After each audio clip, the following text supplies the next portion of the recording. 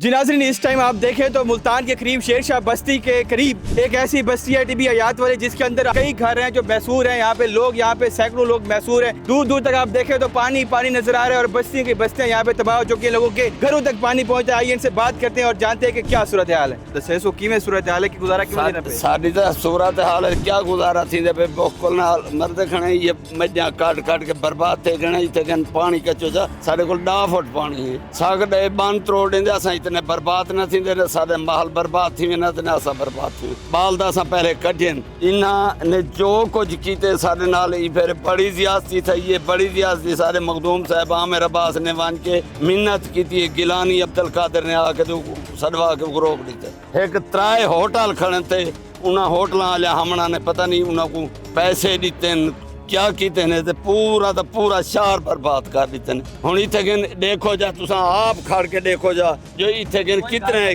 कोई घर बच गया होवे। असां पहाड़ बंद है केड़ा बन तू सादे जेड़ा त्रोड़ा मने ऐसे बात शेर शाह वाला बन जेड़ा पुल चनाब दे अगू खड़ा है बन रोहा वही तो बाहर दे आबादी है, उन्हें को तो नुकसान पहुंची पानी में।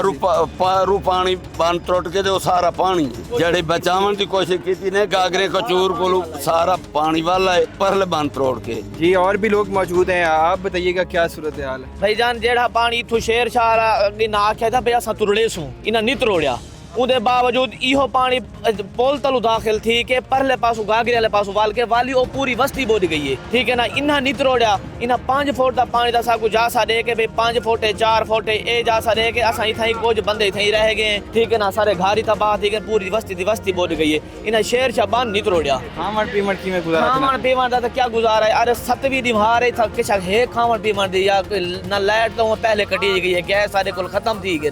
बाकी कोई 2-4 ये लकड़ी छकड़ी हैं उन्हें नाल कई वेले खावण दी होंदी ते कई वेले कह नहीं होंदी, बस वो वक्त गुजारा करदे पे। उनके बावजूद ना ही ना बंद तोड़े ते ना साकू किथाई इन्हां रेस्क्यू कीते। हालांकि असां हेल्प लाइन भी कीती है 15 करके लाहौर इन्हां को सारे मुतलका थाने ते कॉल ही आई है भाई इन्हां को कढो तुसां। उन्हां तू साकू ए जवाब दिते भाई तुसां जेड़ा है ना ये तो कढण वास्ते कोई नहीं आया इथे, इतना कढण वास्ते आने रह गए लांजा कुछ ना कुछ इवें आंदे आन ओ परे कोल एक दो बंदा को चेन खराब काल ना तो परसों निवार 2 लांजा 2 खराब थी गन वाल नहीं आए शाम तक। ये केड़ी जाए ए शेर शाह टिब्बी हयात वाली